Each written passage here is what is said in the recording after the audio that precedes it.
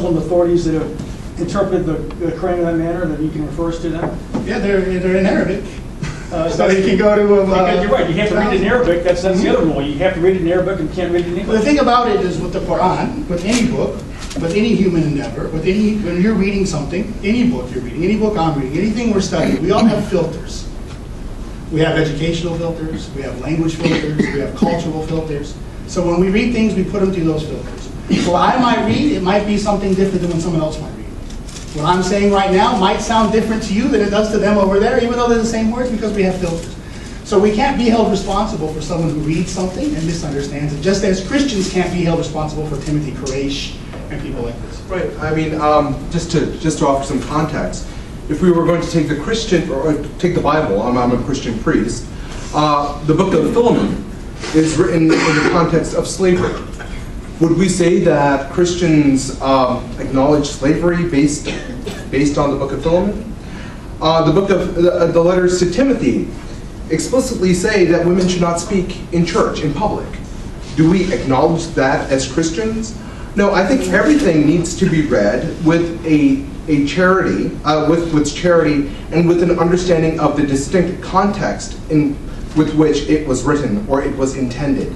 Just to bring a contemporary understanding and look back at it without looking at source documents is troublesome for all religions in our interpretation. And with the Quran, we take the Quran, the Sunnah of Muhammad, which is what he said, and this thing called the Sirah. And how people in his era and people after them understood that. That's called ijma. So if I read the book by itself, it's not going to make any sense. So if you read the Bible is like a river that has an ending and has a beginning and an ending. And it's a stream. It flows chronologically down a path. But the Quran is more like standing on a mountaintop with lightning flashes. So you don't get the whole picture. And if you don't know where to get the picture from, you're not going to get it. All you're going to get is these lightning flashes. The problem with the jihadists and people who have not studied the religion at any level and have no expertise in it at all is they're only looking at those lightning flashes and they don't know how to connect them. And there's an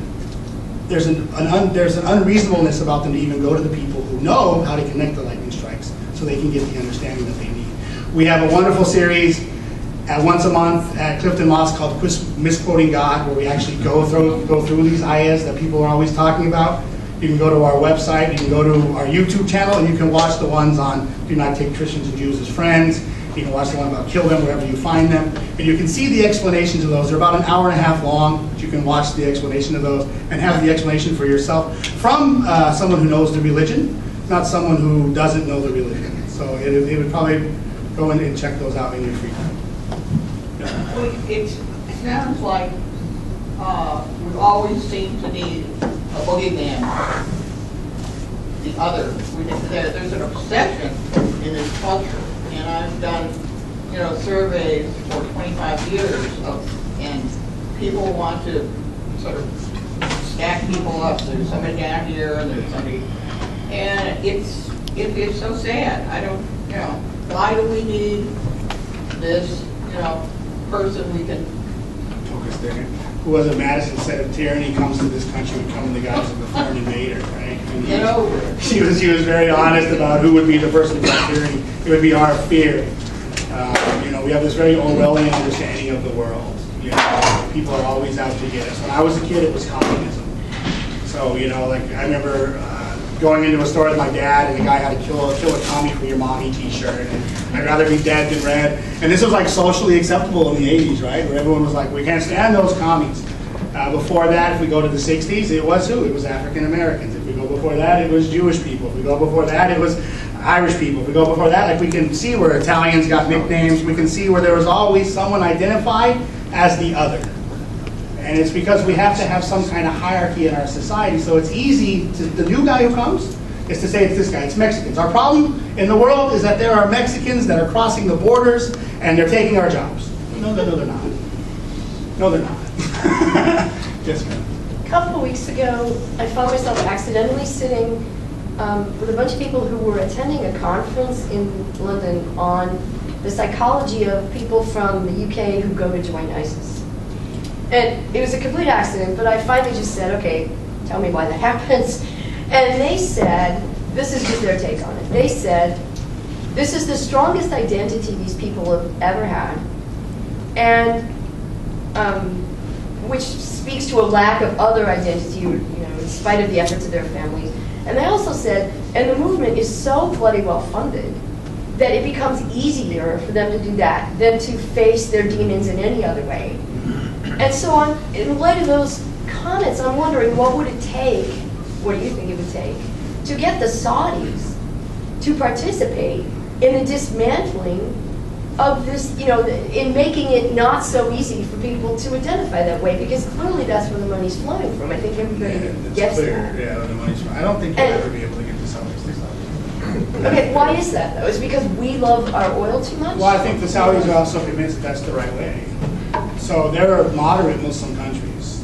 I mean, everyone always wants to point to Iran, and Pakistan, and Saudi Arabia, but no one ever wants to point to like Morocco, Indonesia, Malaysia, Dubai, Bahrain, Qatar. I mean, there are countries that have with financial resources. I mean, the Gulf has the financial resources to combat it also. But the problem we find with moderate Muslims, like I would consider myself a moderate Muslim, I consider Abdullah a moderate Muslim, we kind of have this, we're going to do live our own lives kind of approach to the world. We're not really concerned about everyone else around us. We call it suburban Islam.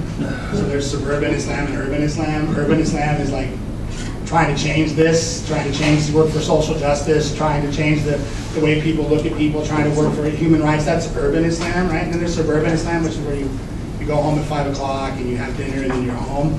And for most of the Muslims in the world, we're suburban Islam.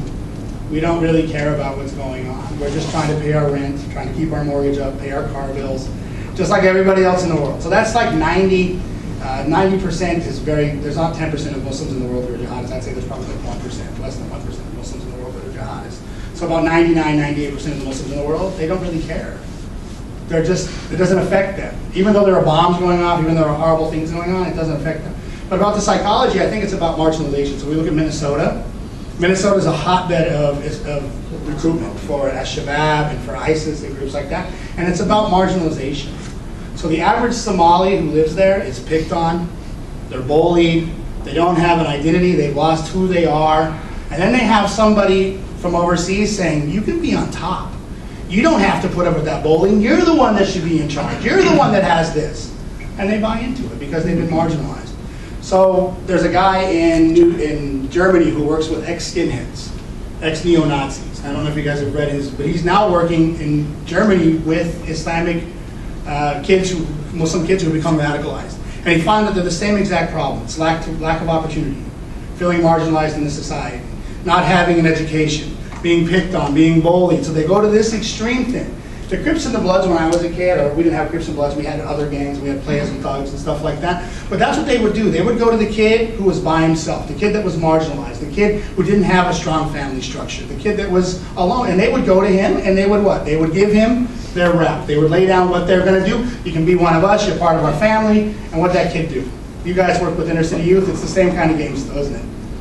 So you can become a vice lord or the gangster disciple just as easy as you can become a member of ISIS. If you're feeling marginalized, you don't have family, you don't have anybody there to mentor you, you don't have the access to education, you feel that sense of hopelessness that most of our inner city youth feel, it's the same. It's the same, it's a gang. So I think that's more the mentality. Yes, sir. Let me shift just a second to, again, the Quran. And we have an Episcopal minister here, and I want to share with you something I'm getting from the Quran, and that is that Muhammad considers himself the ultimate prophet from God, that all before him were lesser prophets and not of divine origin, including Jesus. That Jesus was not the Son of God, he was not born from God, he was not divine, on and on and on. And there are many, many mistakes, many historical mistakes about Jesus in this book. Now, if Muhammad was the prophet inspired by God, this is the word of God, and he was a warrior chief who fought wars and conquered nations, physically, with the sword. How does that compare to Jesus Christ? And what's an Episcopal minister say about Jesus Christ being demoted all of a sudden to simply another human being? Well, we don't believe, this is the big difference between Christianity and Islam, is we don't believe that Jesus is God. We believe that Jesus was a prophet of God, There are 5 prophets that are the best prophets, and Jesus is one of those. We believe that he was from miraculous birth. His mother was a virgin. There's a chapter in the Quran called Surah Al-Maryam where he explains that. But we do not believe that he was divine. We don't believe that. We don't believe that Muhammad is greater than any prophet. We believe he's the finality and the seal of prophethood, which is a big difference from what you said, that he's over here and nobody else was anything. That's a big difference. That's way out of context. He's the ultimate prophet. Not the ultimate prophet. Means last. Yeah, he's the last prophet. Khat of Nabiyyin. He's the seal of the prophet. Again, this is where Arabic language comes in very handy in understanding the Quran. He's Khatibin. He's the seal of the prophet. He's the final prophet. After him, we believe no prophets will come. So then we don't believe, say, in Mormonism. We don't believe that's a divine religion because there was no prophet after Muhammad. We believe that Christians and Jews and some Muslims even believe that Buddhists and Hindus and other people who have books have been given divine intervention through prophethood because we believe every nation was given a prophet. So I think you're a little off kilter. I think we need to have, we can sit down and talk, you're in a very angry space, and I get that. But we need to have like a rational. But how can a devout Christian be off basis about Jesus? Right. So if you're going to ask my opinion as a cleric, as a clergy person, what I would say is that I can comfortably assert that Jesus Christ is Lord and acknowledge that as my truth and the grammar in which I was formed, and mutually live in a world where I don't believe that. He doesn't believe that. Just like I I was born can. Christian and raised Christian, but you gave that up, I guess. Well, that's a personal story, but yeah, I was raised Christian. I mean, it's a I personal love story, Christian, right? yeah. But I love Christianity because I didn't believe in it. Just as other people who are not Christian don't believe in it. Well, Just like you as a yeah. Christian don't believe in the Buddha, or believe in the Vedas, or any of these other scriptures that other people might believe in. I believe